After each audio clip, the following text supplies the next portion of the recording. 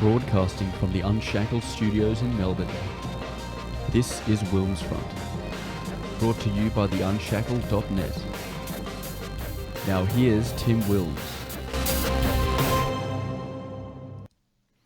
Hello everyone and welcome to tonight's show. The date is Wednesday the 6th of May 2020. It is 7 p.m. here in Melbourne. We are live on the WilmsFront YouTube channel. You can join the show on the entropy link in the live chat and the description. And we're also broadcasting live on DLive. Despite some recent coronavirus cluster outbreaks, Australia on the whole has contained this pandemic with our daily infection curve still flat. Friday's National Cabinet meeting will decide which social restrictions will be lifted and how. The economic recovery phase is now the main point of discussion, but given that the human and economic destruction the coronavirus has unleashed around the globe was a virus born in China, our biggest trading partner, a fascist, totalitarian bullying regime. We need to rebuild our economy ourselves and not risk another economic catastrophe again by taking the easy way back to prosperity by just reverting to our previous reliance on China. Australia has been self-sufficient in the past. What has crippled this is government regulation and control of our farmlands and water supply. Our farmers have tamed this rough land of Australia for over 200 years and fed us throughout our history, and they can do it again if they're allowed to take back their property rights in full. An organisation that has been advocating for farmers' property rights and against environmental and globalist farmland and water regulations since 2011 is Flag Australia, which stands for Food Producers Landowners Action Group Australia. The founder and director, Peter Manuel, is my first guest on tonight's WilmsFront double feature. Peter, welcome to the show. Thanks very much, Tim. Gee, your introduction was brilliant. Totally agree with everything. When it was clear that the pandemic was going to hit Australia, we saw the Australian people, because they'd had it good for so long, they didn't know how to react, and the first response was the panic buying, which began with toilet paper and then moved on to other food staple foods. We were told not to panic and relax because all our toilet paper is manufactured locally, and we have enough food to feed 3 Australias. But how can we be relaxed when we're in a man-made drought due to the bureaucratic control over the Murray-Darling Basin? We have more manufacturing continuing to go overseas, and more of our farmlands are approved for sale by our government's Foreign Investment Review Board to Communist Chinese Party front companies. I certainly don't feel assured and relaxed. Neither you should, Tim. Neither you should. You've got some very good points you've brought up there. In regards to the Communist Chinese Party buying up our agricultural land, and I must admit here, there are some very, very decent Chinese people, and they don't like what's happening either. And but in regards to the Chinese Communist Party, China now owns 14.5 million hectares of our food-producing land. They are now the biggest purchaser of our water rights. Now, really think about that one, water rights. This happened back in the Howard government when Malcolm Turnbull was Minister for Water, and he allegedly separated water from land, one of the most treasonous acts that's ever been put on the people of Australia. So that means that, you know, it's all about money, money, money. Over $50 billion worth of our water rights have been sold to overseas government investors and corporations. And this is absolute lunacy. So where did they get this water from originally? Well, I'll tell you where they got it. They stole it from the mum and dad farmers of Australia. That's what they did. And these politicians that own water rights, did you know that when you're elected to Parliament, you don't have to declare your water entitlements? You have to declare your partnerships, your businesses that you've been involved in and everything else. You do not have to declare your water rights. Now, this is absolutely disgusting, and a question I'd like answered would be, well, if you don't have to declare your water rights, average Australians do if they own water, but if you're a politician, you don't. How do they go about it when they fill out their BAS statement, their business activity statement? Do they put that down on their business activity statement? Because if they don't, they are defrauding the ATO. And this really needs to be looked at big time. And everybody that's been involved with water, right down from your presiding members from the Murray-Darling Basin, these politicians who know all about this, the books have got to be open. We need to have a look at their bank accounts because don't forget, they're public servants. They work for us, but for some reason they think they control us, and they're the king. Well, I was going to say something there, but I won't. But they're controlling everything we do. Well, sorry, that's not right. So we need to open their bank accounts. We know how much money they're on in regards to the Prime Minister, and I'm not saying for 1 minute that he's involved, but I'm just saying what we need to do is open all their bank accounts and find out how some of them have become very, very wealthy. And they need to be held to account. They really do. So that's just one issue. Another thing is I went to a global food forum about 5 years ago in Sydney, and I couldn't believe what this guy said who was on the panel. He was a banker. I won't mention his name. He was a banker, and he was actually gloating. He actually said on this panel, he said, I don't own any land. I've bought water for next to nothing, and I'm going to make a shitload of money. Well, I could have got up on that panel and wrung his neck, to be quite honest, because I know how hard it is for us farmers to make a living. Do you know here, Tim, in South Australia, we get charged a right to take water levy, whether we use it or not. A right to take water. We've already bloody well paid for our water when we've bought our properties. When you buy a property in a higher rainfall area, you pay more for that property. And we get charged a right to take water levy, whether we use it or not. Absolutely disgusting, mate. Disgusting. And both Liberal and Labor in South Australia support that. With this 2007 Water Act, which we must always remind people that it was under John Howard and Malcolm Turnbull was the water minister at the time. The justification for this this government takeover of the water rights was the Millennium Drought, that this was going to lead to farmers not being greedy with their water. But as the expression goes, Australia's a land of droughts and flooding rains. The Millennium Drought broke, but we still changed the fundamental water farmer rights arrangements that we'd had for since Australia was settled and the land started to be worked by the farmers. That's why these water allocation plans have come in, Tim, so they can cut back us mum and dad farmers. I've got bores on my property and I can't use them for irrigation because I can't get a water allocation plan. Excuse me.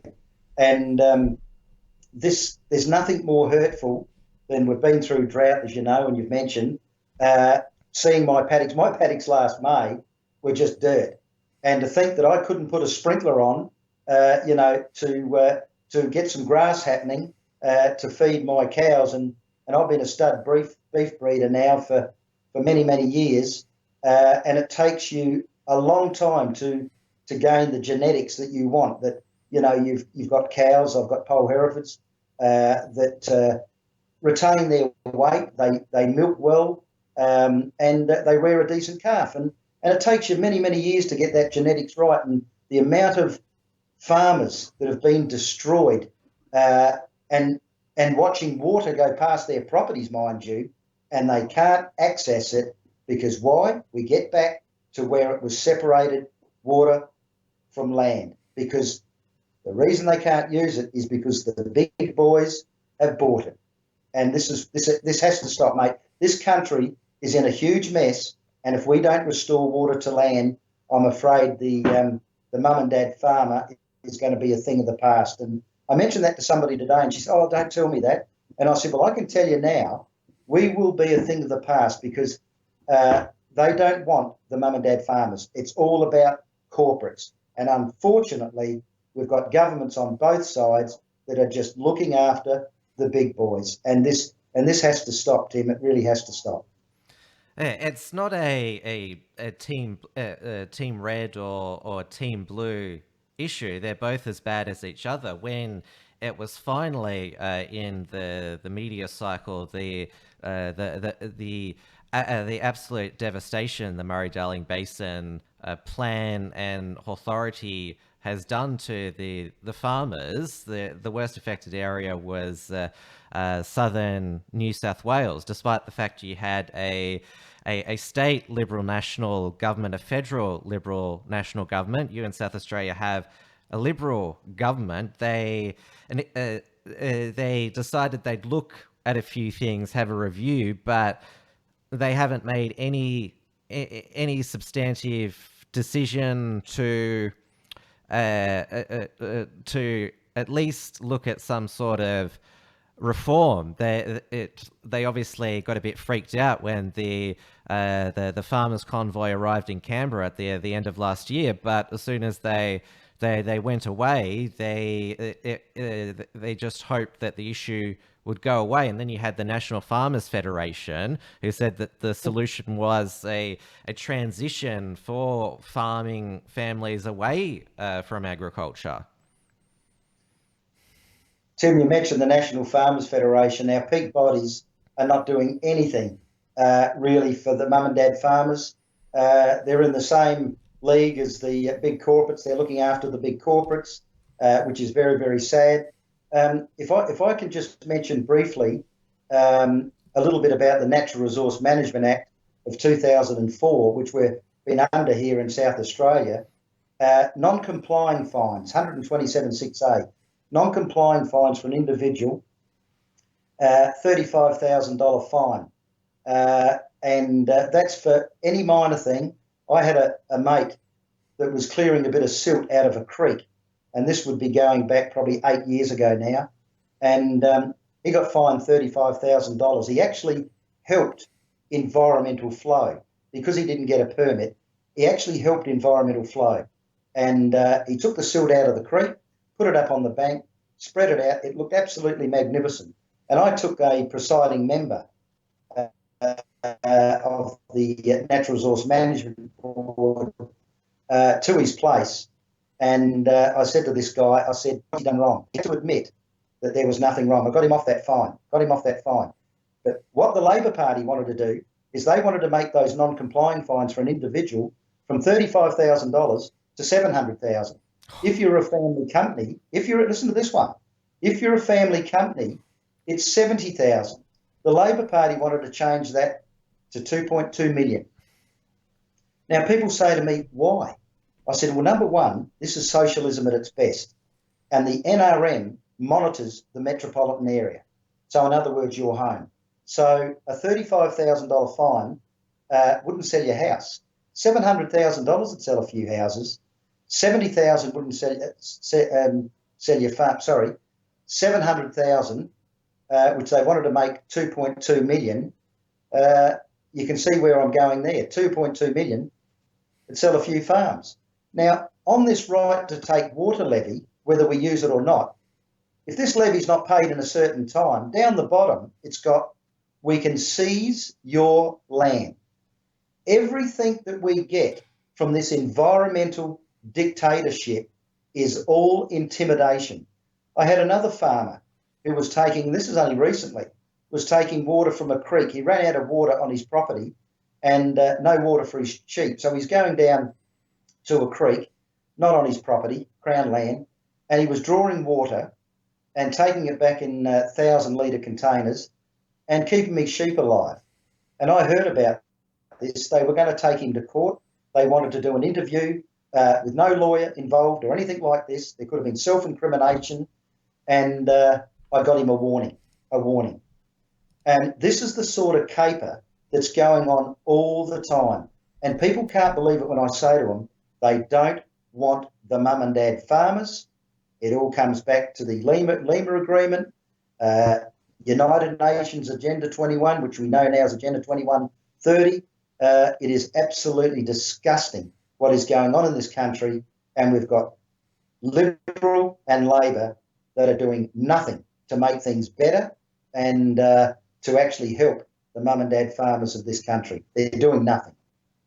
Going back to the 2007 Water Act again, that's because Malcolm Turnbull was operating, because we know that he's still an adherent to the climate change religion. That, well, Tim Flannery was Australian of the Year, and he said that even the rain that falls isn't going to fill our dams and our river systems. So they were operating under that assumption that rainfall water was going to be scarce, and this is why the federal government needed to step in. But of course, that was 13 years ago.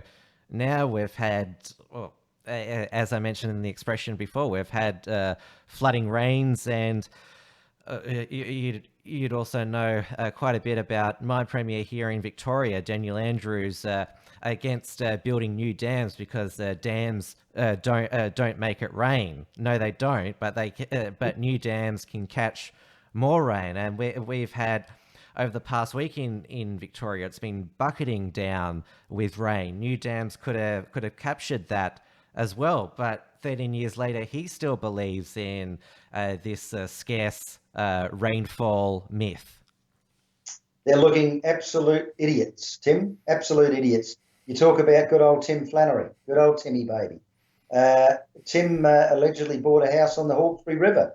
He told us that the sea level was going to rise as much as 8 stories.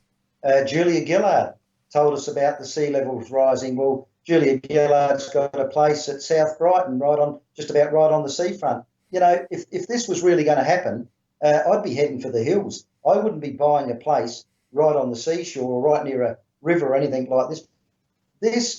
I just can't believe that people in their 60s and 70s believe this crap. Kids going to school because they've been brainwashed, that's a little bit different. But people out, my age in their 60s and so forth, I can't believe they believe this climate change garbage. It's all about control. We have a look at good old Al Gore. He's another one. Have a look how much electricity he uses in his mansions and all the rest of it, flying around the country. What about little Greta Thunberg? Where's Greta? We've had the coldest start to an April in about 30 years. We've had the wettest start to an April in 20 years.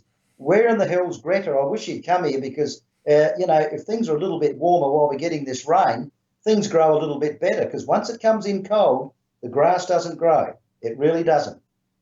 Well, Greta, she's not even 18 yet, and she's already doing a reinvention tour a la Madonna. She's trying to jump on the coronavirus treatment train by, she's now a spokeswoman for UNICEF to help children through the coronavirus pandemic. So there you go. There, she's obviously had to adjust to the new global emergency. Well, Greta needs to have a real look at herself or her parents, because she's absolutely made a lot of children poo their pants thinking that the world's going to end because of climate change and bushfires. And I just want to get on to bushfires too, if I can, Tim. Climate change doesn't cause bushfires. What causes bushfires is the odd lightning strike, lunatics, and an accident. And the reason our bushfires are more severe, because over the last 50 years, governments have pandered to the green agenda and planted all this low-density bush scrub all over the place. You see it now in your cities and your suburbs and everything, and it goes right up to our majestic trees. And so they can push their climate change garbage. I'm all for trees, don't get me wrong. We need to plant them at a sensible distance apart so they can grow to their full potential, because we know they're the lungs of the earth. But, at the end of the day, I just wish people would sit back, they've got a brain, and work things out for themselves. Don't believe the garbage that this mainstream media is feeding us. And anybody the mainstream media is having a crack at, they're the people want to really look at those people because they're the decent ones. I ran for the Senate under Fraser Anning. I got cut off all media. All media. I've been going on radio for 10 years over here in South Australia. I got cut off everything. And you reckon freedom of speech is alive and well in this country? Bunk 'em. It's not. Yeah, the media, they were out for Fraser since his maiden speech in the Senate, where he mentioned a lot of the things that Flag Australia campaigns on, but they just wanted to focus on that he said the phrase final solution in regards to having an immigration plebiscite. And I know by the time the election came around and his candidates were announced, unless they could dig up dirt on you, they didn't want to hear about any of his candidates. It's interesting, Tim. When I go on radio, I actually ask politicians, anybody, to come on and have a crack at me. Tell me where I'm wrong. They don't come on. They don't tell me where I'm wrong. Because what I'm saying is it's happened. It's happened. And I think that when we talk about, I just want to go back to foreign ownership, and we always hear about China. But, you know, there's 62 other countries that's buying us up. And it has to stop, mate. I mean, if we're talking about food security, and I heard Frydenberg the other night talking about, oh, look, you know, we can't get back to making everything. Well, Josh, as far as I'm concerned, mate, you shouldn't be our treasurer. I said, if you're going to get on national TV and say that we can't make everything again, well, that's the biggest load of baloney I've ever heard. We can. We used to make everything. But it's our treasonous politicians that have stopped that by these ridiculous agreements and treaties. We can make anything in this country, and we need to, Tim, because if this ever happens again, like this Chinese virus that come out of Wuhan, we're self-sufficient. We don't need to be grovelling to China or anywhere else. So, you know, it's going to be very interesting if Scott Morrison or the LNP, excuse me, don't make a huge effort and kickstart our economy by creating jobs, and jobs are manufacturing industry, and make it easier to grow food. Well, they're not fair dinkum, because the debt that we're going to have is massive. And how are we going to pay it back? Because I tell you how we're going to pay it back. They'll raise GST, they'll raise taxes, they'll raise fuel prices, the whole lot. They're going to have to, because otherwise they're not creating any jobs where people are working, paying taxes, paying more GST and all the rest of it, and that's how we can get ourselves out of the muck. But if they don't kickstart our economy by making vehicles again, washing machines, everything, and you know what? It might be a little bit dearer, but I'm quite prepared to pay a little bit more for something that's going to last and something that's built in Australia, that's creating jobs for Australians, full-time jobs, not jobs 3 or 4 hours a week, full-time jobs where these people can actually get a loan to buy a home and bring up their family and feel good about themselves. But if Scott Morrison doesn't do that, as far as I'm concerned, he has let the Australian people down big time. We're sick of the talk. We want to see the walk. We want to see actually things happening. And we really need, I tell you what, we need a Trump. That's what a lot of Australians have been craving since Trump burst onto the political scene 5 years ago. I saw a lot of people in our chat. They're wanting the next generation Fraser Anning. That's what they're craving.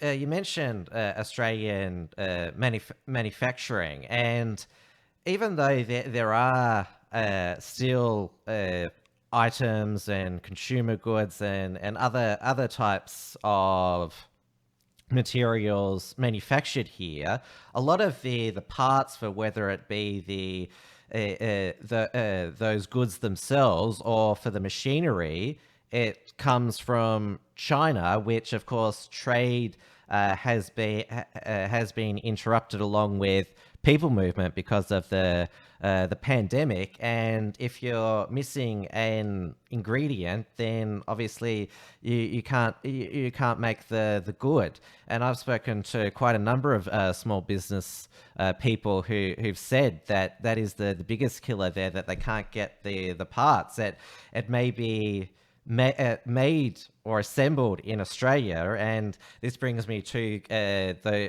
when they say on the food labels that it's made in Australia from something Australian grown ingredients there. And it's totally been exposed now that if we can't get all those ingredients, that disrupts our economy as much as the shutdowns themselves. Yeah, you're correct, Tim. They've got us by the short and curlies. It's a situation where this is why it's so important that we get back to food security and we get back to manufacturing and get our industry going again. And that way we're not grovelling to any country if this happens again. And I just think, how bad are our politicians if they don't do this? And it's a situation where it just shows how bad they are. It really does show how bad they are. You know, I meet with a lot of people. I talk to a lot of people, and you know, they're going on about going into recession. I think that's baloney. We're already in a recession. We're going into a depression. We really are. The jobs are not there, and as I said earlier, you know, you hear somebody getting a job at 2 hours or 3 hours a week and all. That's not a job. That's not a job at all. We want people working 38 hours a week. And do you know what? There's nothing worse than people sitting at home doing nothing. Now, I'm not talking about the Chinese virus. Let's say we were back to normal, and there's going to be that many businesses that will never start up again. It is not good for your mental state to be sitting down and, what am I going to do? What am I going to do? So it's most important that we really kickstart the manufacturing and industry. And if our agriculture is booming, it has a chain reaction on the whole economy. Where does our economy start? It starts with primary production. And I'd really like to see some politicians locked up, to be quite honest, with what they've done to this country. It's disgusting. And I've got, as I said, 5 kids, hard workers. I've got 6 grandkids, and I want them to have a job. I want them to feel good about themselves and future generations. And I just think it's just so sad to think that there's not going to be the jobs out there, and it's going to be shocking. Suicides and all the rest of it, terrible, absolutely terrible. I feel for the future of this country. I feel for the future of the world, and we've got to really knock this socialism down big time. And I think this Chinese virus has woken a lot of people up, Tim. I really do. And the only way you can wake some people up is really hit their hip pocket. It's very sad that it comes to that. But I'm getting phone calls now, and I was mentioning to people about all this water business 10 years ago. I get phone calls now saying, Peter, you were right. And I used to say to farmers, be very careful of the divide and conquer. This is what socialism does. So they'll go up and they'll say, hey, Tim, look, keep away from that Flag Australia guy. He's a radical. He's a right-wing nationalist. He's an extremist and all the rest of it. And yeah, look, I'm all of those, mate. And if that means that all I want to do is have food security in this country, and they want to call me that, yep, I'm that. No problems at all. But they divide and conquer, Peter. They look after certain ones and not others, and turn farmers against farmers. And it is absolutely disgusting. But there's farmers that are waking up now that should have woken up 10 years ago. I think that far-right extremist label or smear, I should call it, in the current climate doesn't have the same impact that it once did in the past. No, you could be right there. And what I say to a lot of the lefties that I meet and everything like that, I say to them, do you want to eat clean, healthy food grown here in Australia? Oh, of course we do. And I said, well, that's what I'm fighting. That's what I'm fighting. And I said, we can't farm without water. Our water's been stolen from us. And, how's it been stolen? and then I tell them. And but they'll always turn around and tell you, Tim, that it's to do with environmental issues. Load of garbage. You know, when you think the Liberal Party are giving money to fill in dams, mind you, even if you're not using that water out of that dam, Tim, that dam is an ecosystem. It's there for bird life. It's there for native animals. And it's there for somebody that buys that property down the track. If they want to use that water, if government will let them, they can use it to protect their lives, their home, their stock, whatever, in the case of major bushfires. To think there's a government paying people money to fill in a dam is disgusting, absolutely disgusting. And I had a word to the NRM years ago about this, you know, about they want to fence off our creeks and dams and all the rest of it, at our expense, mind you. They'll throw in a little bit of money. I said, why do you want to do this? Oh, because we want pristine water. I said, oh, yeah, you don't want animal feces going into the waterways. Oh, that's right. I said, well, actual fact, microorganisms feed off animal feces. It's part of the ecology. But by fencing off dams and fencing off creeks, they don't want the poor native animal having a drink either. I mean, it is absolute lunacy what's going on. And don't think for 1 minute this environmentalism is about the environment. It is not. It is about total control. It is communism, socialism, Marxism, and whatever other ism is out there. That's what it is. And it's got to stop. And these people have infiltrated bureaucracy, councils, state government, federal government, everywhere. And unfortunately, that's what's happened to the Liberal Party. There's too many lefties in there now, and they can't make decisions that Sir Robert Menzies, who founded the Liberal Party, who was a true conservative, can't make those decisions that would have been made years ago. It's very, very sad. We've got a question here on entropy from Senator Slayer. I agree with you on stopping the Chinese communists, but what about the bankers? You mentioned that banker that you came across bragging about his water rights, and there has been the trading commoditization of not just water, but a lot of the agricultural industry as well. So who was it that asked the question? Senator Slayer. Who's he or she? That's Neil Erickson. Yeah, I don't know.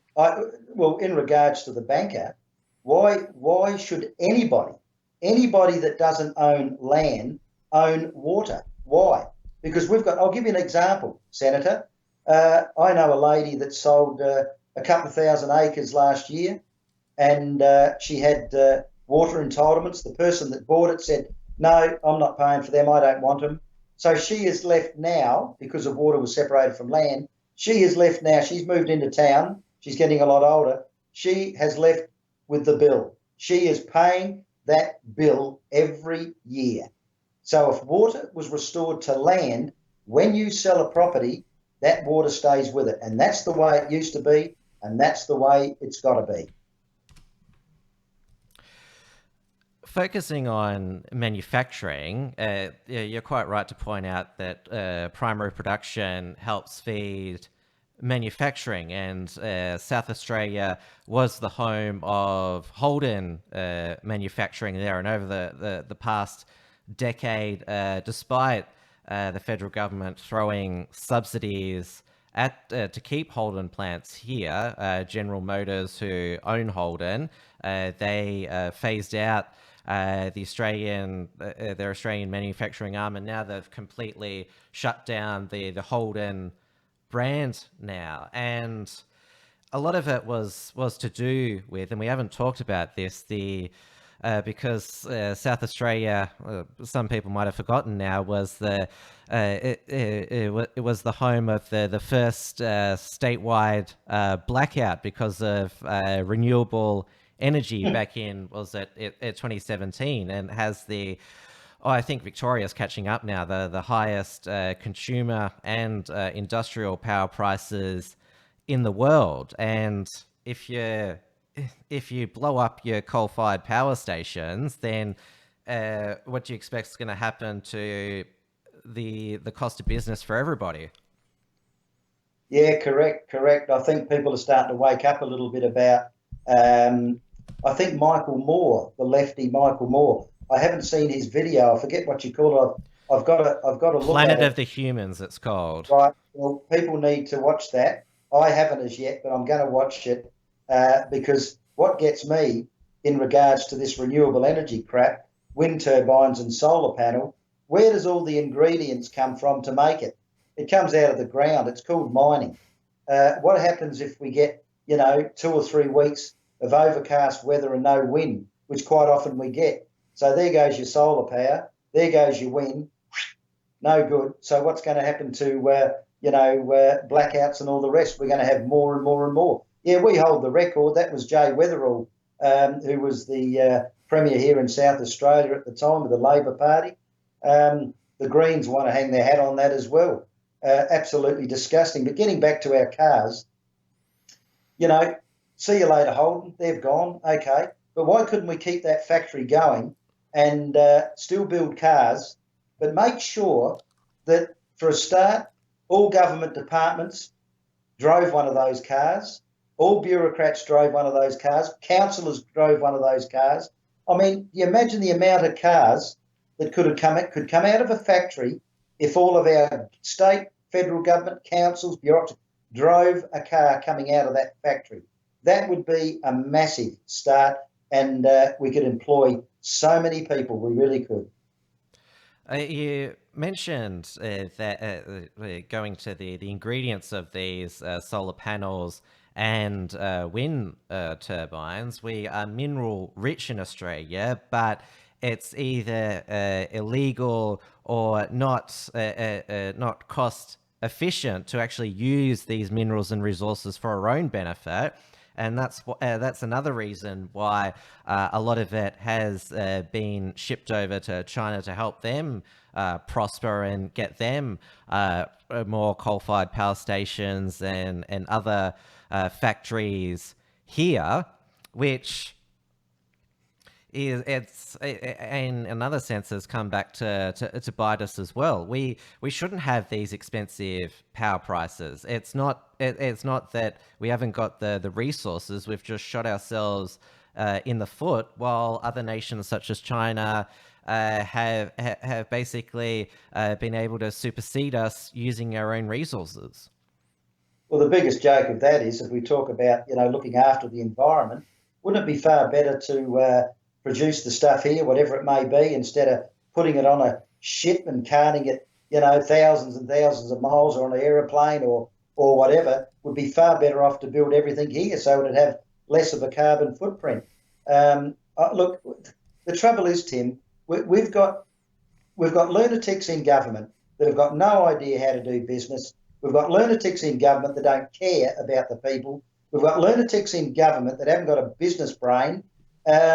If they were to run a business like we have to, I mean, I had my own butcher shop for years. I'm a butcher by trade. I've built spec homes and sold them. I bought properties and done them up and sold them and all the rest of it. I bought a small farm and got a bigger one and sold that and did that up, sold that. I've got life experience. I'm not bragging. I've done it because I enjoy doing business.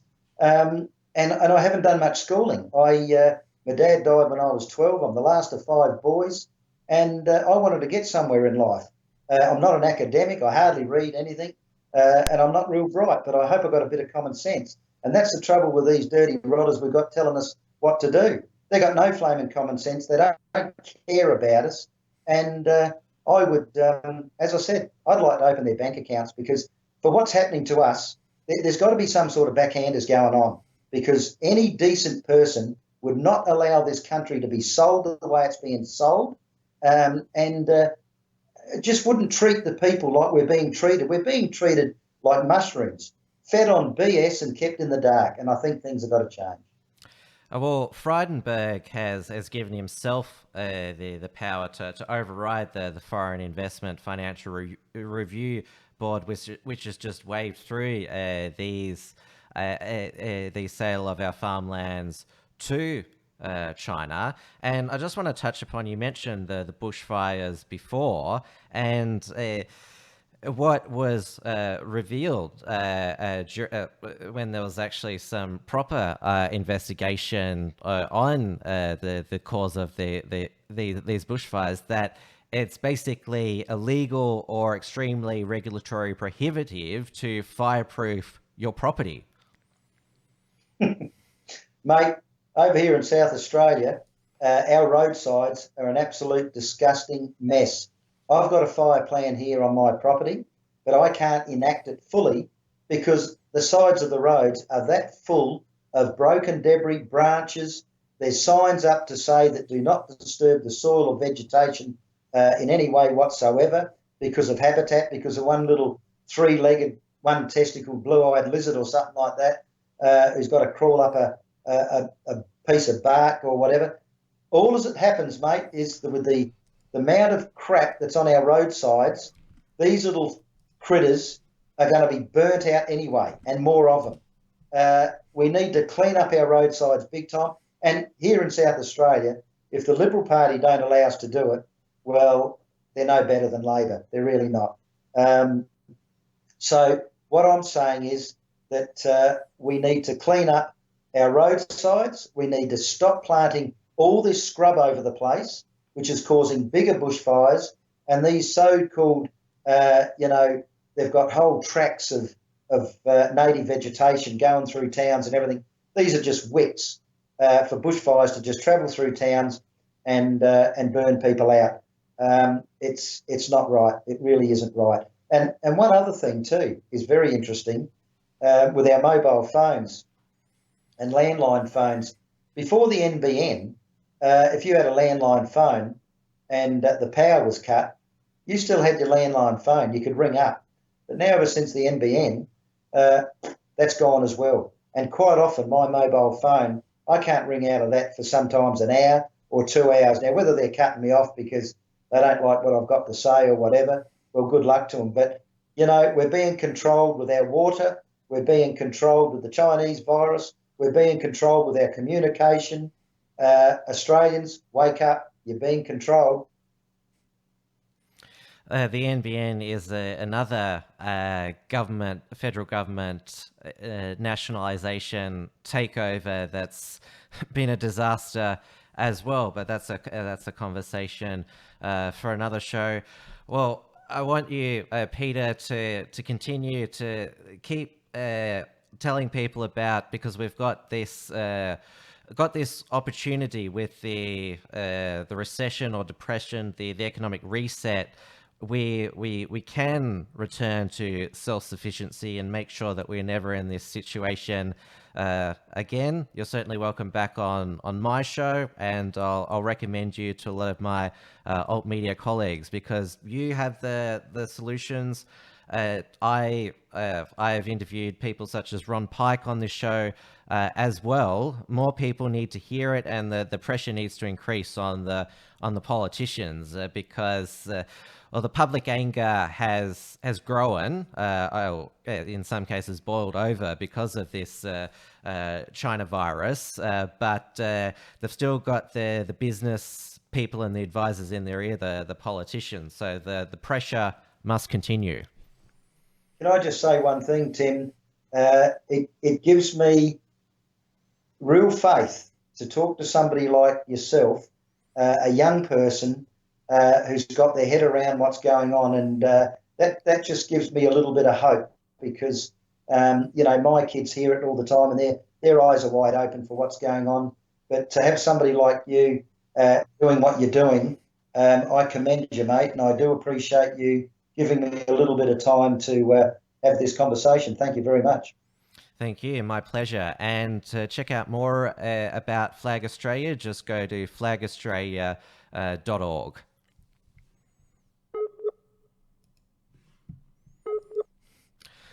All right, that ends the first half of tonight's double feature. So for the second half, every time Scott Morrison has a press conference or one of his ministers, then they urge Australians to download the COVID-19. It's called the CovidSafe app. And they've offered bribes or incentives that if you want to get back to the pub, or you want to go to the footy, then download the app. 5 million Australians so far have downloaded the app. They've assured us, the federal government, that it's not a tracking app, and that they've promised heavy criminal penalties for unauthorized use. But should we be satisfied with... Hang on for a moment, I'm just getting our second guest all set up here. Should we be satisfied with these explanations and privacy guarantees? Well, the best way to answer that is speaking to my second guest tonight. James Newburrie is an IT expert, also known as the Difficult Nerd on Twitter. He is what, in the words of Tony Abbott, would say is a tech head, gamer, and political junkie. James, welcome to the show. Thank you for having me, Tim. I really appreciate you taking the time. Now, when I mentioned your Twitter handle on a previous show, I nearly said trusted nerd, which is Jessica Yarneve's Twitter handle. Has anyone else made that unfortunate confusion? There has been some unfortunate confusion, and the less said, the better, I think. Let's just move on from such unpleasant topics. Yep, true. All right, so I have a reasonable technological literacy as a Gen Y or millennial, whatever label you want to give to my generation. So this CovidSafe app, it doesn't track your location. It uses Bluetooth to basically form these digital handshakes. So when you come into contact with somebody else who's also got the app, and all the data is stored on your phone. Most people, and this is my basic understanding of Bluetooth, that's how basically you connect your smartphone to speakers, so you can play your Apple Music or Spotify playlist really loudly. Yeah. So we've done a bit of deconstruction of the app and a bit of reverse engineering. One of my major concerns is that over the past 20 years, we have really ramped up mass surveillance in our country. And, you know, I've lobbied on that pretty hard, to the point where I think I might actually be on a fixated persons list. But I don't trust where our government is at around tech very much. You know, we've had so many fails and whatnot. And so people like me with the technical skills and the experience are able to deconstruct these apps and see what they're actually doing. This app excuse me. This app effectively monitors Bluetooth handshakes between your phone and phones around you. Well, it actually monitors them for all Bluetooth devices around you, but just like connecting to your speaker, when you do that pair thing, there's a handshake. That's happening in the background all the time, and this app keeps track of it.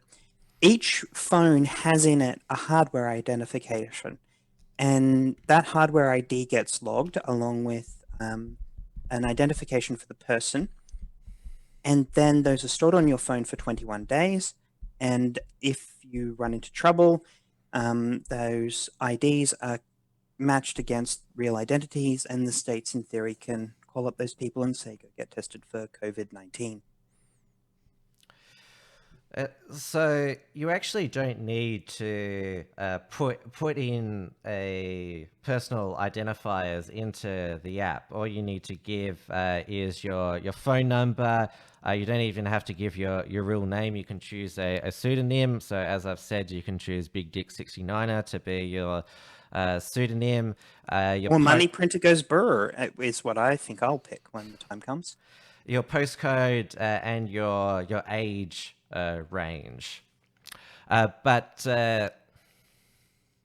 as you've already informed me that mobile phone numbers in Australia, if you want to purchase a SIM card, you have to have photo ID, even your driver's license number is entered into it.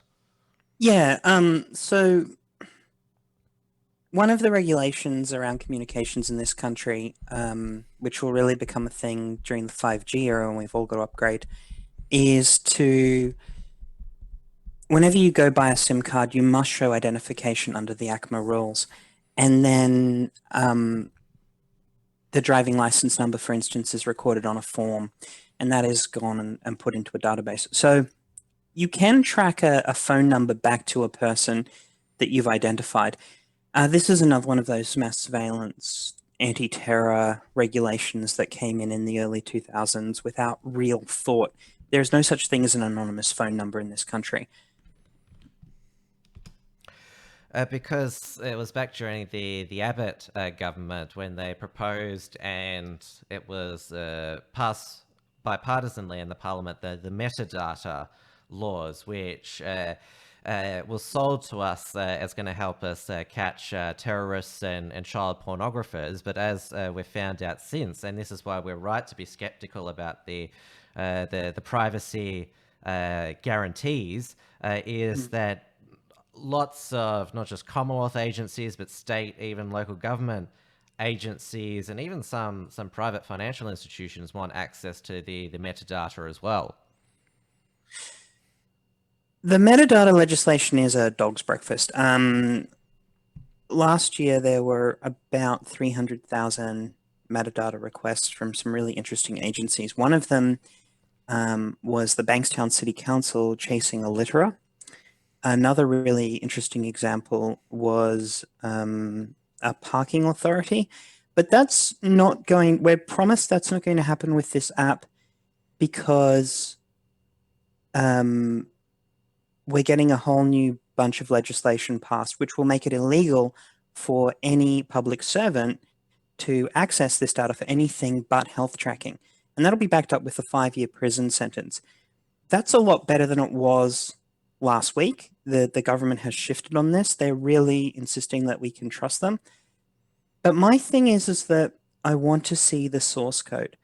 I want every nerd in the country looking at the source code and determining what is in there, because my reverse engineering could have missed something, or any of us working alone could miss something quite easily. So if the government chooses to release the source code, which in fairness they say they're going to do, we're going to have a really clear understanding of what they're doing. And if they've got nothing to hide, they have nothing to fear from releasing the source code into the public domain. Yeah, that's what they always say to us. But what is the importance of the source code? Because I hear these terms such as open source software, apps. Why is it so important? Yeah, so all computer programs, all apps, every piece of software in the world starts off as a bunch of code. This is called source code. Someone with an appropriate skill can sit down and read the source code and say exactly what the device is going to do. It is simply the instructions that the software follows. So right now, you and I are talking on Zoom. If we had Zoom's source code, we could see how Zoom reacts if I press that button, or if that event happens, or this other event happens. The simple reality is that there's nowhere to hide if the source code is released. It is everything inside that software, and we will be able to see every line of instruction in it. There is nowhere to hide. So I'm a bit cynical about the government's surveillance agenda over the past 20 years. Their pattern has been, there's a new threat identified, we rush a law in, then we expand that law to deal with other stuff, and we never get around to reviewing whether or not it was appropriate or whether or not it still is fit for purpose. And the powers just expand and expand and expand, and it gets really scary where ordinary people find themselves really running afoul of regulations which they were never intended to catch them. So anyway, we can't trust the legislation. It will be salami sliced. So let's have a look at the code itself. Let's see what this software is going to do. And despite that there's 5 million downloads, the app is not yet operational. State and territory health authorities are still learning how to utilize it themselves. And it's been explained to us that all of the digital handshakes, they're stored on our phone, and a person who tests positive for coronavirus, who has got this app, they have to consent to their digital handshakes being released. So what does the people that this infected person has had digital handshakes with, obviously there is no, the only source of identity of this person is their mobile number, but it obviously gets sent to everybody with that handshake that this person has tested positive. Does it give the location of where this handshake occurred? No. Our reverse engineering indicates it doesn't. Now, my concern is that there could be a forced update down the line. However, a bunch of security nerds like myself have set up a bunch of independent scripts which will compare the versions and see what's new in them. So we are keeping an eye on it. But there are some apparent bugs. It looks like from our reverse engineering that the government has taken the original Singaporean code and pulled a lot of stuff out of it. Now, there could be some bugs in there that are not really a big deal. When you've been in cybersecurity for as long as I have, bugs happen, you kind of get used to them. The bigger concern is that I want to know that it is systemically impossible for this data to be used in any other way. So our reverse engineering indicates that there is no location storage, that it is tracking handshakes. The government has said that it's only if you're around for 15 minutes. That's not entirely accurate. It's any Bluetooth handshake that goes on. Another concern is that if you live in an apartment building, for instance, and you're in the middle apartment, it will get people through the walls because of the nature of radio communication, just like connecting to that Bluetooth speaker next door or that Wi-Fi network across the road. So it is going to lead to some false positives. It is going to lead to a little bit of concern and panic, and I'm really worried that by trying to be clever and get the 5 million downloads in a week and not be transparent, where we're really undermining something that could be useful. Yeah, I don't know. It's a bit like the Bradfield scheme in a lot of ways. We just keep hearing more and more and more about it, and it sounds like it's never really been built or thought through completely. And the local encryption's relatively strong. The phone side stuff is really strong, but until we get the source code of what's on the servers, I've still got some concerns. I don't know how they could track the phones from there. They could probably use the metadata database if they wanted to do a location style thing. That would be relatively straightforward, but until we see what's on the other end of it, I'm not convinced that it's necessarily something to worry about. That's also another reason why we should be skeptical. Go back to recent government tech failures here and overseas. The MyGov website crashed. MyGov, census fail. The robo-debt, which the High Court has ruled to be completely unlawful. The failures around the privacy breaches around everything that has been a central data store and under Stuart Roberts' control, that the Minister for Human Services has turned into a bit of a thing. Very early on in the JobKeeper period, the job seeker period, Centrelink had an explosion of income support applications, And Stuart Robert went out to the television cameras and said, "We're under a denial of service attack. We are being hacked." And now, to his credit, he came out the next day and said he was wrong. But it doesn't inspire confidence when a minister of the crown doesn't listen to his security nerds when they say, "Hey, there's a whole lot going on in this network and we never designed it for this much traffic." It's going to be unreliable. Don't panic, people. Oh, as I said, I have a basic tech understanding, not the complexities that you have, but I know when, for example, the Unshackled traffic has legitimately spiked, and when we're under DoS attack, because our firewall blocks a whole bunch of IP addresses from Ukraine or wherever, and surely that wouldn't take Stuart Robert more than 5 minutes to check where the source of the traffic spike is. Well, you would hope with the Department of Human Services has a notional budget of $20 billion a year for administration. They would have at least 2 or 3 qualified computer nerds in there who could brief him properly. But I'm not going to criticize them. They're doing their best. Now, Scott Morrison said initially that if not enough Australians voluntarily download it, he might make it mandatory. He walked that back there the next day with that guaranteed no way it'd be mandatory, but it was spooky enough that he did say that in, I think it was an interview with Alan Jones on 2GB. First of all, the main problem with that is not everyone has smartphones, so you'd have to make having a smartphone compulsory, and it's not even compulsory to have a form of ID on you. That's why back in the 80s, the Australia card was so venomedly opposed, and we know that a smartphone is a hell of a lot more of making it mandatory to carry a smartphone is way more of an invasion of privacy and also abuse of human freedoms than carrying an Australia card.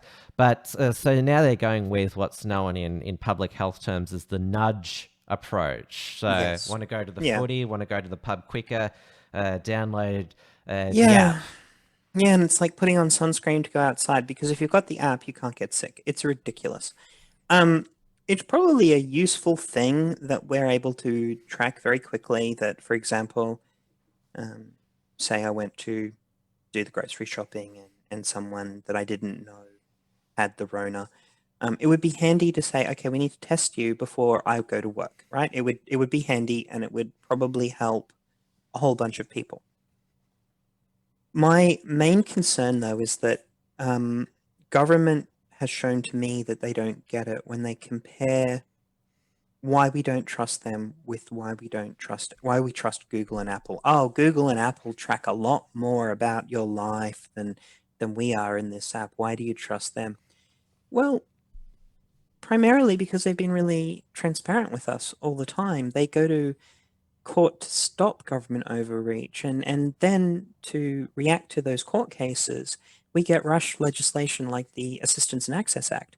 And I'm not wanting to minimize it, but there are 16.3 million smartphones in this country. 16.3 million. There are roughly 25 million people. We need, therefore, about 2/3 of smartphone owners to have it on their phone, active at all times. And I don't think it's going to work. But my main concern is that we need to stop this constant nanny state expansion of power. It doesn't help. You can opt out of Apple by waiving your credit card. You can opt out of Google by going to DuckDuckGo. You can opt out of a smartphone by spending $30 at Kmart. It is not the same deal when government wants us to download software. You cannot opt out of your government. Many of us would love to, I'm pretty sure, but it just ain't going to happen. Well, I don't trust the Alphabet company, which is who owns Google now, but Tim Apple, he's been quite good on privacy over the years. You mentioned that the Rush legislation over in the US. That was because Tim Apple and I call it. I'm talking about Tim Cook, but Tim Apple. I know who Tim Apple is. Just for clarity, but I do like Trump's nickname for him. It's a great nickname. Yeah, Tim Apple. He refused an FBI request to unlock the San Bernardino shooting terrorists' iPhones, and that's why they rushed through that piece of legislation. And well, even that's a mischaracterization of it. The FBI wanted a master key for all iPhones. Apple went off to the US Circuit Court and got a court order to say, no, that's an overreach. They then told the FBI of a bunch of reputable hacking labs that could, once someone has physical access to your device, it is simply a matter of time before we break it, right? We're pretty good at breaking into stuff, as hackers. And so Apple said, here are a bunch of reputable hackers who can help you out, FBI. And in fact, some of them have agreed to do it for free so that we don't pass a ridiculous law and put a ridiculously dangerous piece of software out there because it will leak. Stuxnet is a really great example of a weapon of war generated by government that leaked and turned into some of the most ridiculous malware that we're still cleaning up 20 years later. So you people have shown you can't actually get this done. Go speak to the pros and they'll help you out, but do not pass this terrible precedent. The court agreed with the argument and handed down a court order saying, nope, that Tim Apple will not be required to produce a master key for all iPhones. And our government immediately, the day of the thing, rushes through on a bipartisan basis, the Access and Assistance Act, which contradicts itself, literally contradicts itself. And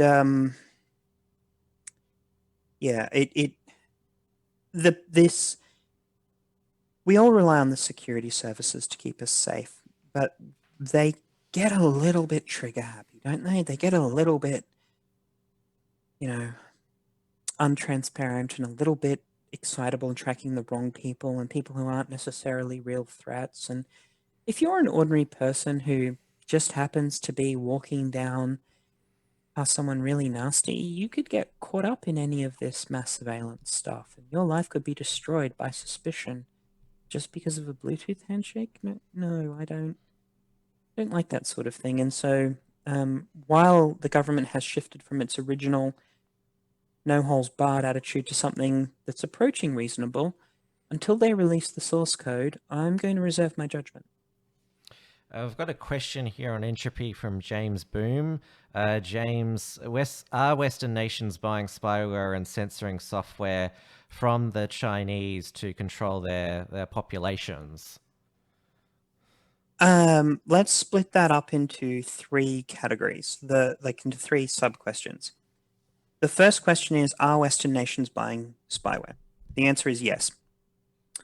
Are they using it to control their population? I don't know. Presumably, you want spyware so that you can spy on stuff. Now, that could be as simple as tracking down serious criminals like pedophiles and genuine Islamic terrorists, and I don't think anyone objects to the authorities going after those people. What we object to, I don't think most right-thinking people object to, is when it gets across the entire population. So 25 million Australians, we must spy on all of them because a few of them could be bad. That is not appropriate. And the third part of the question is, are we buying this spyware from the Chinese? Not really. The best stuff comes from America and Israel. The best security software comes from Israel because they live under threat, and the best spyware comes from the USA because they have genuinely awesome engineers. So does that answer that question, do you think, Tim? Yep, I think so. Now, I've mentioned that the government has gone from the threat of making it mandatory, despite that Yeah. being unenforceable, now to the nudge approach. And The nudge approach. Yeah. Do you want to go to the footy? Do you want to eat an ice cream cone? Do you want to, I don't know, rip a cone in your bedroom?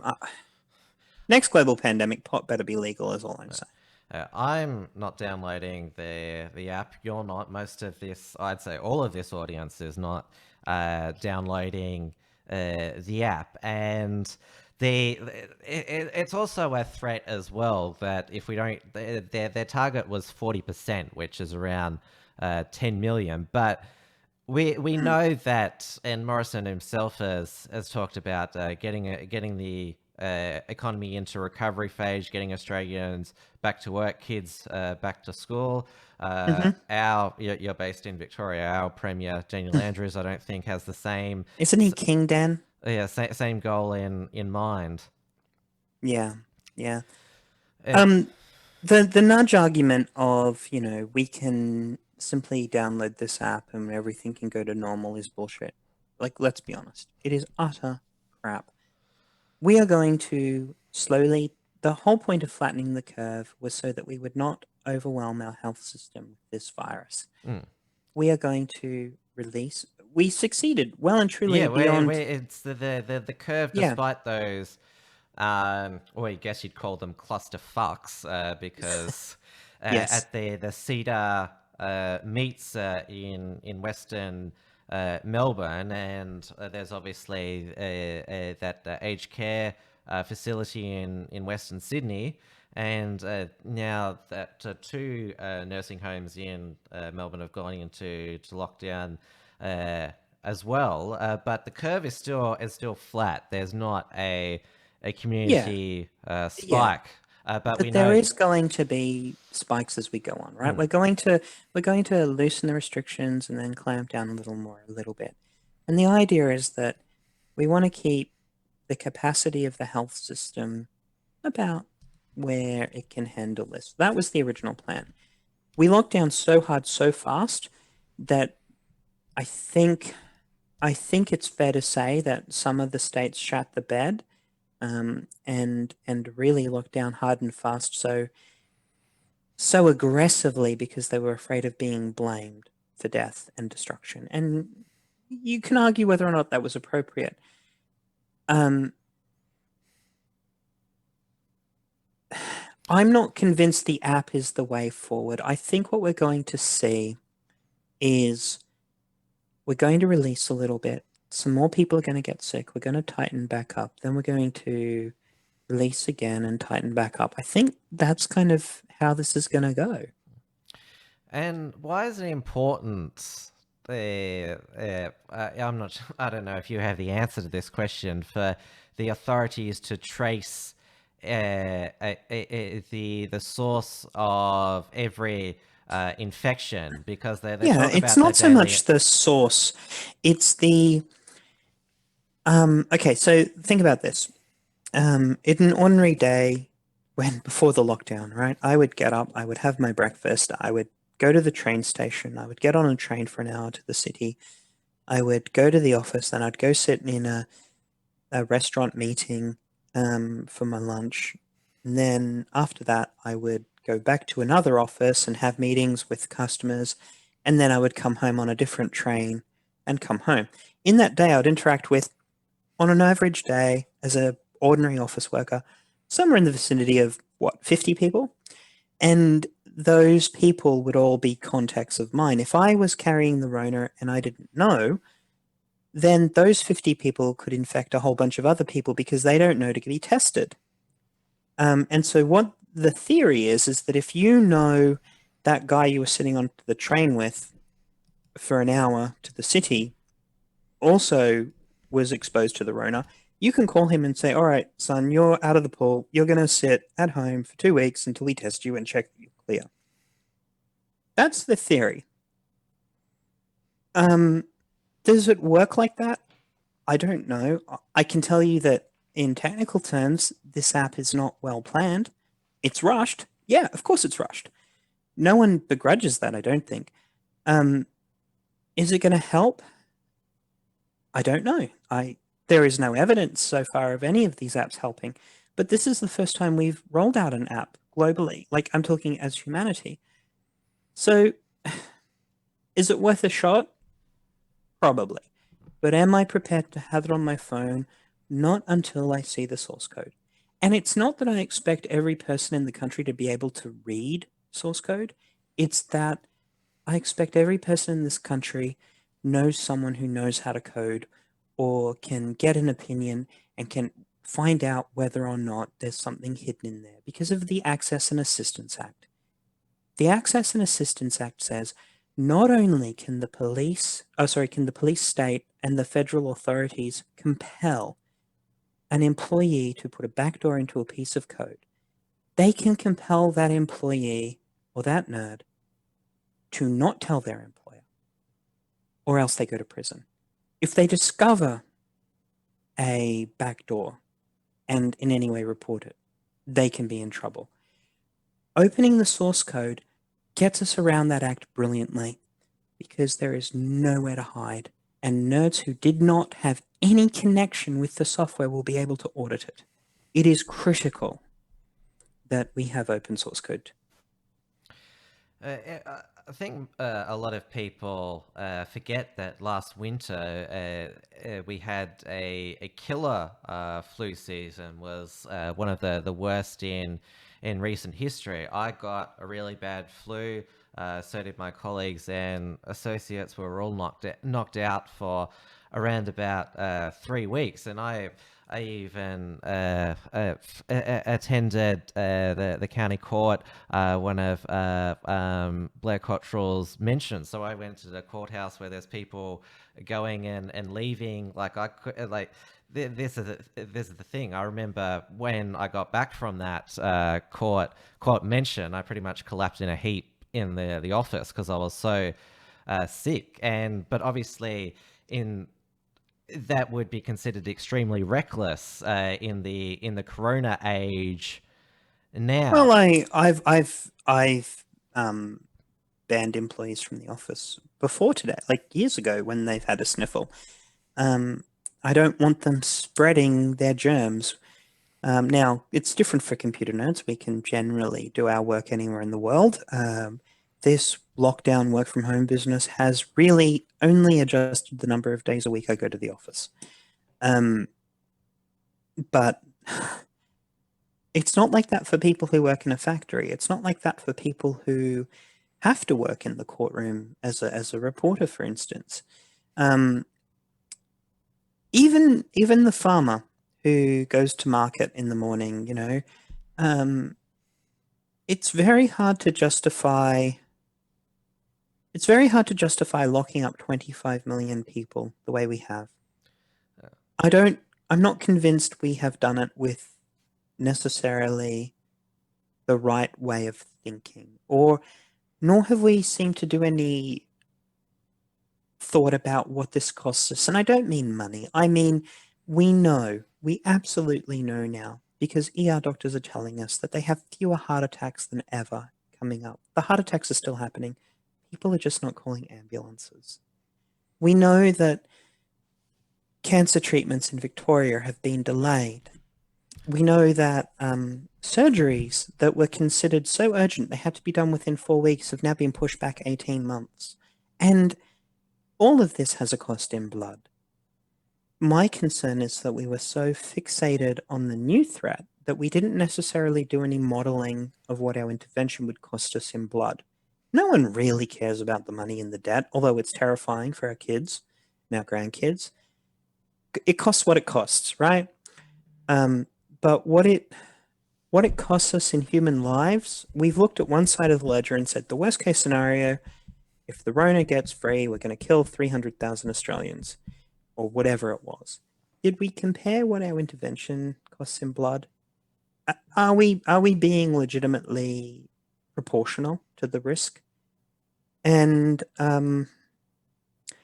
I find the lack of thought terrifying. I worry that we locked down 25 million people into house arrest out of social media panic and Peter Van Onselen and their ABC going nuts with no real government must do something, but no real thought as to whether or not it was the right thing.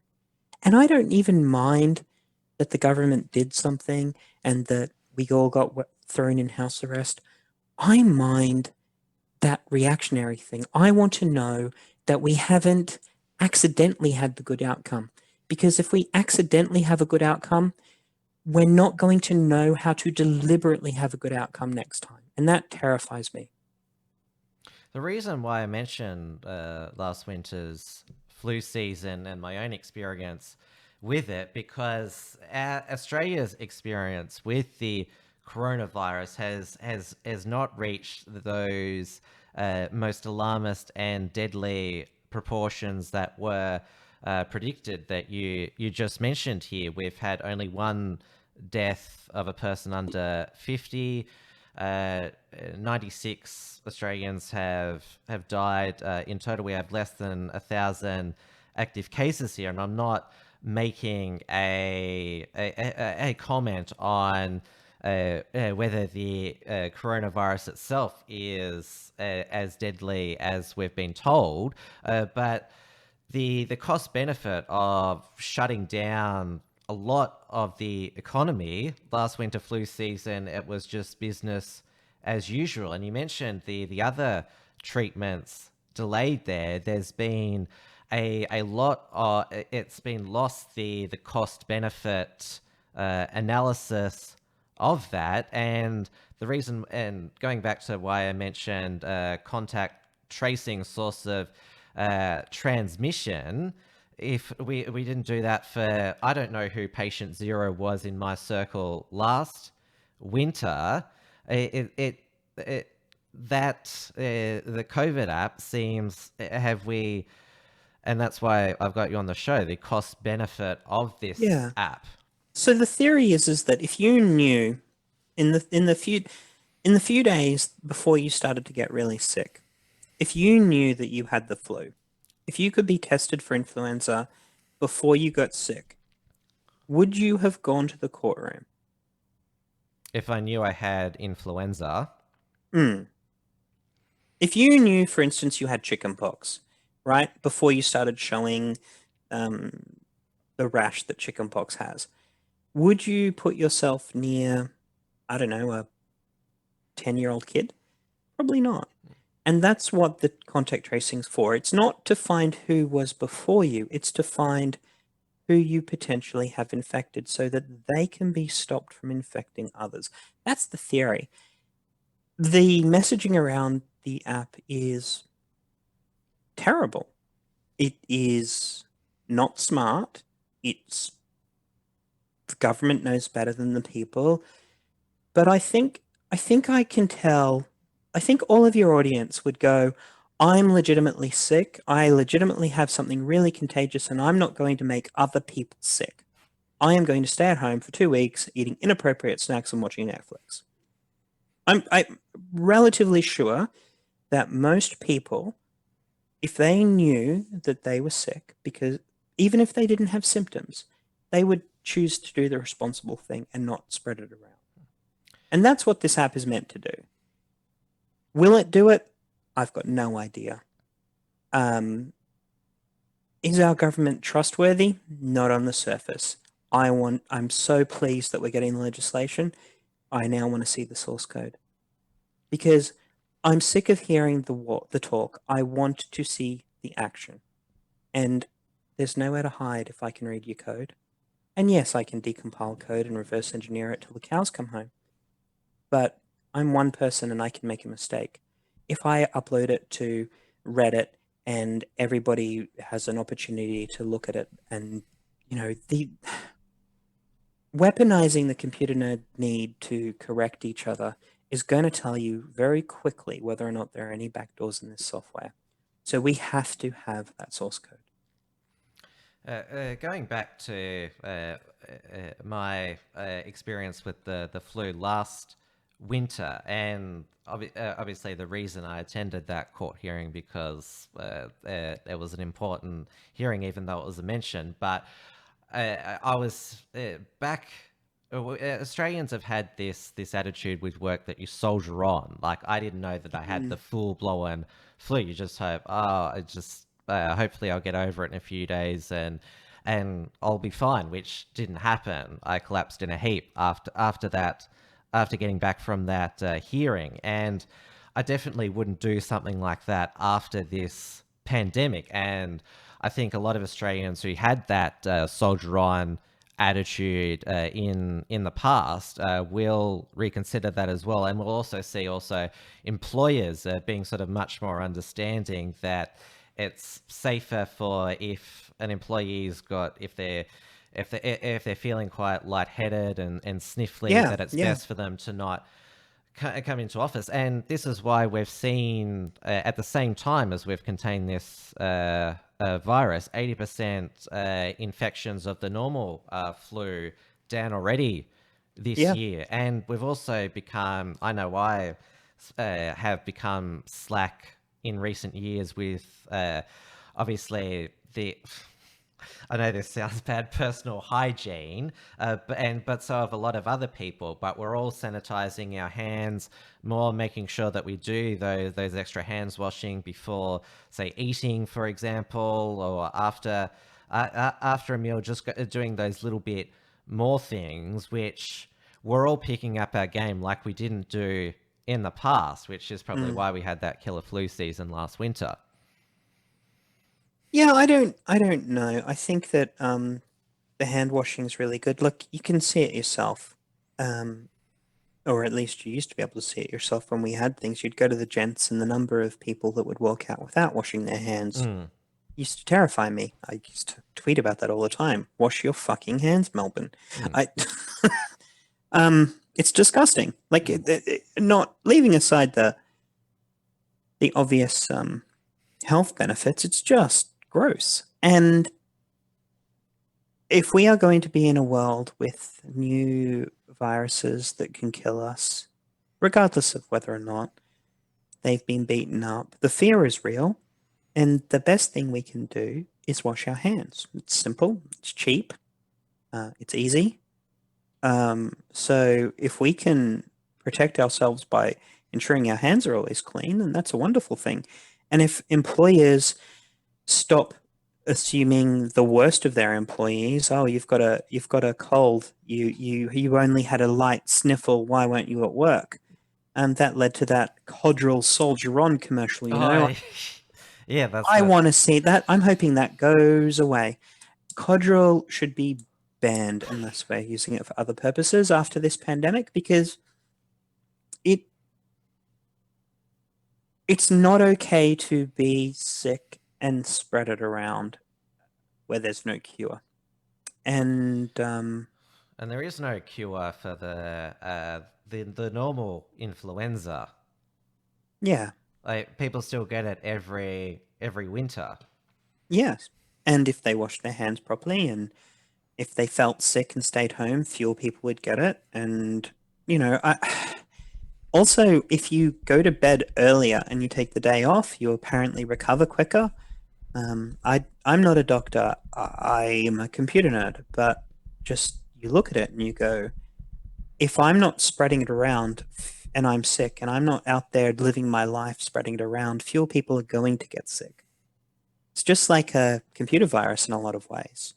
If the machine which is infected is pulled off the network quickly, then the other computers aren't going to get sick. We've got another question from James Boom. James, is it legal for an employer to pay a contractor to do a digital footprint search to vet employees for hate speech? I'm not sure if that is just a simple social media scouring or something deeper.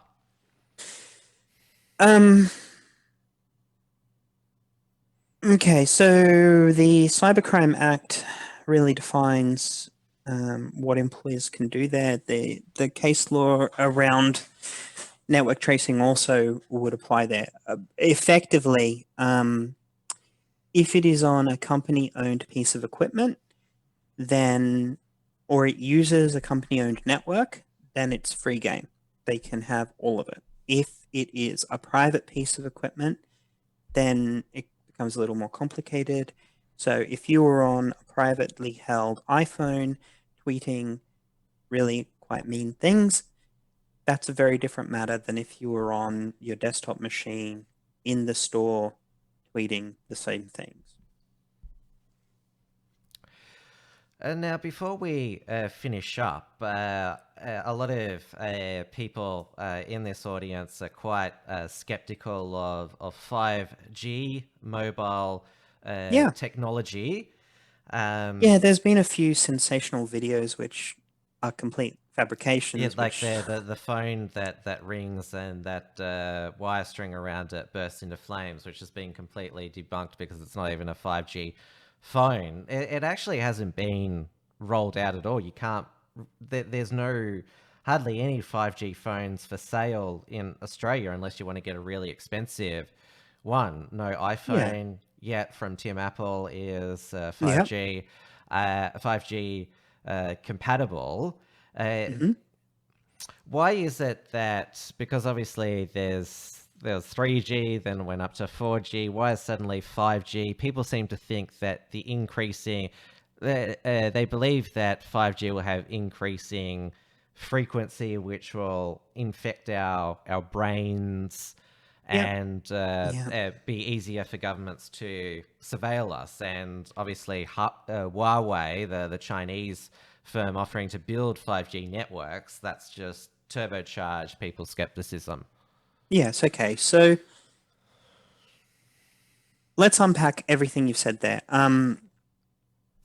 Huawei is a big company that produces equipment. There is question around their trustworthiness. This goes back about 20 years as well. Huawei produced a thing called produced a particular kind of network device, and this particular kind of network device had a software bug in it. I'm not going to bore your audience with all of the technical guts of this. The software bug was identical to a software bug on another vendor's very similar network device. And then they released a patch, which happened to be precisely the same file and precisely the same code that other vendor used. So I'm not saying they stole the software that ran that device, but if you've got exactly the same bug with exactly the same solution, and the solution file that you published to fix the bug came from the other guy, I mean, Huawei also have very deep links to the Communist Party. The man who is the founder of Huawei and majority owner of Huawei spent a lot of time in the Communist Party's, the People's Republic of China's information warfare division, and has flawless connections in that area. So the Huawei in the core of our network, they're an unfriendly power. I can understand why our authorities are taking a moment of pause and have said, no, you can't have Huawei equipment in the core of the network. We don't really particularly care if a single phone goes down or half a dozen phones go down. We care about that the core network stays up. So I kind of agree with ASD's assessment there that this is a bad risk. There's some Australian stuff to Signals Directorate. Yes. So the cyber spy agencies have said, look, there's a risk here, and we need to talk about that before we go too far. I think that's measured and reasonable. 5G itself is a generation. So the G stands for generation. Yeah. The first generation of cell phone was the big analog brick, or the second generation was really your CDMA phones, your Motorola StarTAC, your little flippy phone. The third generation was your 3G device from Telstra. Your fourth G is your current phone. And the fifth G is simply the next generation of phone. Now, people are a bit confused about this because of people are making money out of that confusion and really hyping up the fear around that. It's effectively the same stuff that we use today. It's just faster. And it's faster because it uses the old 700, it uses the old frequencies that analog television used to use. I'm not going to bore everyone with the mathematics of this, right? But effectively, because of the shape of the radio wave for the old analog signal, you can get a lot more data on there. The downside of it is that you will need more base stations because we've all got more devices, we all want more connectivity, we all want more Netflix, we all want HD, 4K, 8K, 16K, which I actually question the point to, but you know, reality is reality. You all want more data. The only way to get more data is to push more equipment out into the world. And some people are making pretty good coin by selling secrets they don't want you to know, you know, and it's bullshit. The lack of trust, we've built up by this slow erosion of our civil liberties, I think, is also part of the 5G fear. Yeah, I definitely agree with that as well. Getting on to, say, the benefits of 5G, how much faster is it? Well, so this is like the NBN in a way, right? Everyone focuses on the technology between their house and the NBN connection, and that's not actually the interesting part of the network. The 5G connection is from your phone to the cellular network, and that's important, but it's only the last mile. That's not going to determine how much faster it is. Under absolutely perfect conditions, it's about 25 times faster. You're never going to get that in the real world. You're just not. But the more interesting question is whether or not the server at the other end can sustain the data rate that the network can sustain. And generally it can't. So you've probably noticed in your home, and your audience has probably noticed this as well, YouTube videos, especially on your smart TV, look a bit washed out lately. And that's because Google decided that everyone was working from home. So we're going to default everything back to 480p rather than to standard definition rather than high definition. And we're going to do this because most people won't notice, but it's going to make global internet networks much easier to deal with while we're all working from home. So I'm not convinced that 5G is really a major threat. I'm for 5G. It is simply another connection type. I'm also not convinced that the horror stories you've read are anything more than clickbait. Like any technology, there's going to be teething problems. Just consider cruise control in your car. Now it can actually follow the car in front of you. It couldn't do that in the 80s. So technology gets better. But I don't think that the people who are wanting you to be afraid of 5G are trying to get your attention to make money off you, as a general rule. Well, I've appreciated you sharing your technical expertise with myself and my audience to understand the CovidSafe app and why we are right to be skeptical about it. Your comments about 5G, we'll see how they're... Tim, let me just say one other thing. Let me just say one other thing before we wrap up the show. Yeah. If any of your viewers are concerned about 5G, as we start to retire 3G stuff, just buy the cheaper stuff. Just buy the 4G. Stay there for a while. It's not going to be compulsory. 5G. It's not going to be compulsory. So, and like you will decide. You will be able to opt in and opt out simply using your credit card. So, use your credit card wisely. Don't buy a 5G phone if you don't want one. Just don't. Anyway, I hope you all have found something interesting in what I've had to ramble about. Yes, definitely. And stay safe yourself. Thank you. All right, that wraps up tonight's show, our double feature, went a bit over time than I wanted to. There is a super chat left over on Entropy from Senator Slayer. It says, Ralph, did you really choose Lisa? I'm gathering that you thought that James looked like Ralph Wiggum. Obviously, James is a lot smarter than Ralph Wiggum, because if you're a fan of The Simpsons, then you know that Ralph Wiggum is very dumb, because he says, I'm learning, and calls them, what is that, Super Nintendo Chalmers as well. So,